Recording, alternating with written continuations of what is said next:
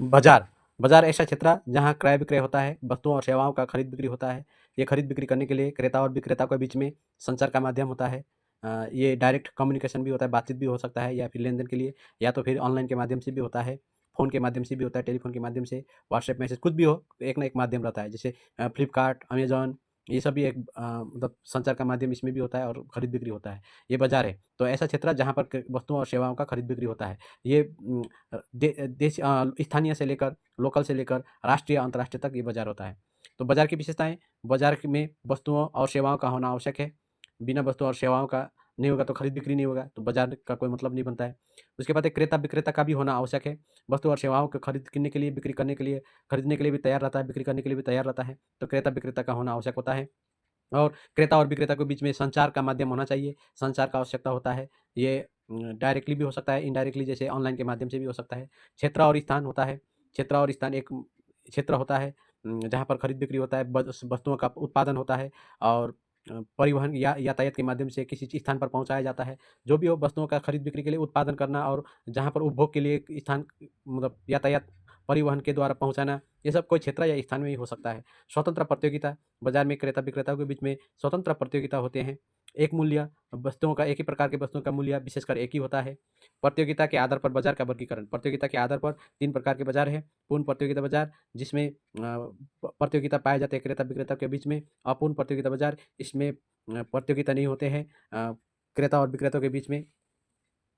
जैसे पूर्ण प्रतियोगिता बाजार बोलेंगे तो चावल, राशन का, चावल का, गेहूं का बाजार, या सब्जी बाजार। और अपूर्ण प्रतियोगिता बाजार बोलेंगे तो जैसे कुछ है, जैसे एक सीएट टायर, एक दो जो ब्रांडेड एक दो कंपनी रहता है, यहाँ पर अपूर्ण होता है। और एक अधिकार बाजार बोलेंगे तो ऐसा बाजार जहाँ पर उत्पादन पर एक ही फर्म का एक अधिकार रहता है। जैसे कि अगर बोलेंगे तो जो इलेक्ट्रिसिटी है, जैसे हमारे इधर में WBSEDCL, ये इसी का ही एक अधिकार है। और पूर्ण प्रतियोगिता बाजार की विशेषताएं, पूर्ण प्रतियोगिता बाजार में क्रेता और विक्रेताओं की अधिक संख्या होते हैं, अधिक मात्रा में होते हैं। और समरूप वस्तुएं, वस्तुएं समान एक ही रूप होता है। जैसे अगर साबुन के बाजार बोलेंगे तो साबुन में लाइफबॉय, मार्गो, डेटॉल, जितने भी सारे हैं, लेकिन वो सबके मतलब वस्तुओं में समरूपता पाए जाते हैं। और इसी प्रकार चावल का बाजार में बोलेंगे तो चावल का भी भले ही अलग अलग किस्म के चावल हो, लेकिन उसका जो है समरूपता पाए जाते हैं।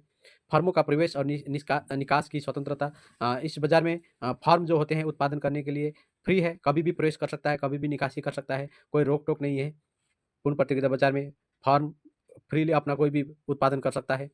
मांग और आपूर्ति द्वारा कीमत निर्धारित, पूर्ण प्रतियोगिता बाजार में कीमत को निर्धारित करने वाला कोई नहीं होता है, ना तो विक्रेता निर्धारित कर सकता है, ना तो क्रेता, बल्कि पूर्ण प्रतियोगिता बाजार में कीमत का निर्धारण मांग और पूर्ति के आधार पर होता है। ये स्वयं निर्धारित हो जाता है मांग और पूर्ति के द्वारा। उसके बाद है बाजार की पूर्ण जानकारी। तो पूर्ण प्रतियोगिता बाजार में क्रेता और विक्रेताओं को जो बाजार के बारे में पूर्ण जानकारी होता है। विक्रेता को पता होता है कि उसको कौन सा बिक्री करना है, क्या बिक्री, किस किस प्रकार बिक्री करना है, किस कैसा क्वालिटी है सामान का, उसका प्रॉफिट कितना मिलेगा। और खरीदारी को भी पता होता है कि कौन सा सामान का क्या क्वालिटी है, कैसा है, कितना दाम देना सही है, ये सब खरीदार को भी पता होता है। इस तरह क्रेता और विक्रेताओं को बाजार के बारे में पूर्ण जानकारी मिलता है, पूर्ण जानकारी प्राप्त होता रहता है। उसके बाद उत्पादन के साधनों में पूर्ण गतिशीलता। तो पूर्ण प्रतियोगिता बाजार में जो उत्पादन के साधन होते हैं, इसमें पूर्ण गतिशील होते हैं। जैसे कोई भी उत्पादन के साधन में कोई यूज किया जाए, उसको हम लोग हटा के दूसरा फिर यूज कर सकते हैं। जैसे मान लो उत्पादन के साधन में जो एक मशीन उत्पादन कर रहा है, उससे भी अच्छा मशीन आ जाएगा, तो वो मशीन वहाँ पर लगा सकते हैं। तो इस प्रकार उत्पादन के जो साधन है वो गतिशील होता है। और श्रमिक, जैसे उत्पादन के साधन श्रमिक, कभी ज़्यादा भी लगा सकते हैं, कम भी श्रमिक लगा सकते हैं, ज़्यादा भी लगा सकते हैं। तो उत्पादन के साधनों में जो है, कहने का मतलब कि इसमें गतिशील पाया जाता है, घटी-बढ़ी होता रहता है। समय के आधार पर बाजार का वर्गीकरण, समय के आधार पर भी बाजार का वर्गीकरण होता है। अति अल्पकालीन बाजार, जिसमें बाजार बहुत कम समय का ये बाजार होता है। ऐसी वस्तुएं जो जल्दी सड़ जाता है, जैसे दूध, दही, मछली, सब्जी, ये सब का बाजार हम लोग अति अल्पकालीन बाजार कहते हैं, क्योंकि ये ज़्यादा दिन तक नहीं रह सकता है, सड़ जाता है जल्दी। तो इसका बाजार में क्या होता है, पूर्ति मांग के अनुसार नहीं बढ़ा सकते हैं। मांग ज़्यादा है तो पूर्ति बढ़ाना मुश्किल होता है। पूर्ति जितना उत्पादन होता है उसी को ही यहाँ पर बिक्री किया जाता है, क्योंकि ये शॉर्ट टर्म है। 1-2 दिन, 3 दिन, ज़्यादा से ज़्यादा 1 सप्ताह का बाजार होता है ये। उसके बाद है अल्पकालीन बाजार, जिसमें थोड़ा ज़्यादा समय लगता है, जैसे 6 महीना का जैसा समय। इसमें पूर्ति मांग बढ़ सकता है, लेकिन उतना नहीं बढ़ेगा जितना बढ़ना चाहिए मांग के हिसाब से। इसमें जैसे कुछ वस्तुएँ जो सड़ता नहीं है जल्दी, लेकिन 5-6 महीना के बाद में सड़ जाता है। जैसे अगर बोलेंगे तो पैकेट वाला जो खाने की वस्तुएँ हैं, जैसे लेस, कुरकुरे ये सब हम लोग जो खाते हैं, और भी बहुत सारी वस्तुएँ जो 5-6 महीना तक टिकाऊ रहता है, ऐसे वस्तुओं को हम लोग ये अल्पकालीन बाज़ार कह सकते हैं। और दीर्घकालीन बाज़ार जो अधिक समय तक टिका रहता है, दीर्घकालीन बाज़ार होता है ये 3 साल, 5 साल, ये 10 साल वस्तुओं का टिकाऊपन रहता है।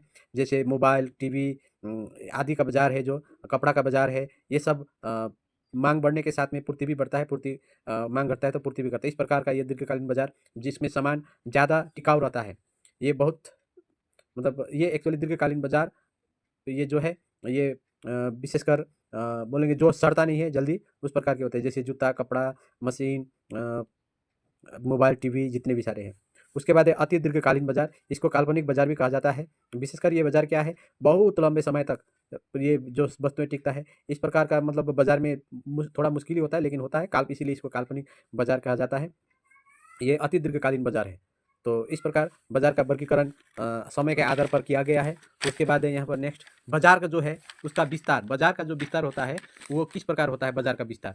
बाज़ार कैसे फैलता है? जैसे बाज़ार के विस्तार को प्रभावित करने वाले कारक में है वस्तु की माँग। वस्तु की माँग के अनुसार बाज़ार का विस्तार होता है। जिस वस्तु का माँग ज़्यादा होता है उसका बाज़ार ज़्यादा होता बड़ा होता है, और वस्तु का माँग कम होने से उसका बाज़ार उतना ही सिकुड़ जाता है, छोटा होता है। उसके बाद है वस्तु का टिकाऊपन। जल्दी सड़ने वाला वस्तुओं का बाज़ार छोटा होता है, और जो बहुत समय तक टिकता है उसका बाज़ार उतना ही बड़ा होता है। उसके बाद है पूर्ति की मात्रा, जिसको जल्दी पूर्ति किया जा सकता है, माँग के अनुसार पूर्ति किया जा सकता है, उसका बाज़ार बड़ा होता है, और माँग के अनुरूप पूर्ति करने में असुविधा होता है तो उसका बाज़ार छोटा होता है। उसके बाद है यातायात। यातायात भी बाज़ार के विस्तार में बहुत बड़ा महत्वपूर्ण भूमिका निभाता है। अगर यातायात बढ़िया हो, यान परिवहन बढ़िया हो, सामान को इधर एक जगह से दूसरे जगह ले जाने में कोई समस्या ना हो, तो ऐसा होने से बाज़ार का विस्तार बढ़ जाता है। स्थानापन्न वस्तुएँ, स्थानापन्न वस्तुएँ का जब बाज़ार स्थानापन्न जितने ज़्यादा होता है, बाज़ार का विस्तार भी बढ़ता है। जैसे चाय के जगह कॉफ़ी, चाय और कॉफ़ी का बाज़ार बहुत बड़ा है, स्थानापन्न वस्तुएँ हैं। उसके बाद है शांति एवं सुरक्षा। देश या समाज में या अंतर्राष्ट्रीय जगत में शांति होने से और सुरक्षा महसूस लोग करने से उसमें बाजार बहुत बड़ा फैल जाता है। लेकिन अशांत, जैसे युद्ध के समय में, युद्ध काल में, या फिर कभी कोरोना काल में जैसे हम लोग देखने मिला है, ऐसे ऐसे अशांत या असुरक्षित समय में बाजार घट जाता है, कम हो जाता है। जैसे कोरोना काल में क्या हुआ था, बाजार बहुत प्रभावित हुआ था, बाजार बहुत संकीर्ण छोटा हो गया था। तो बाजार बड़ा नहीं था, वो बाजार डूब ही गया था, फल फूल नहीं रहा था बाजार। तो इस प्रकार बाजार के विस्तार को प्रभावित करने वाले ये 6 कारक हैं।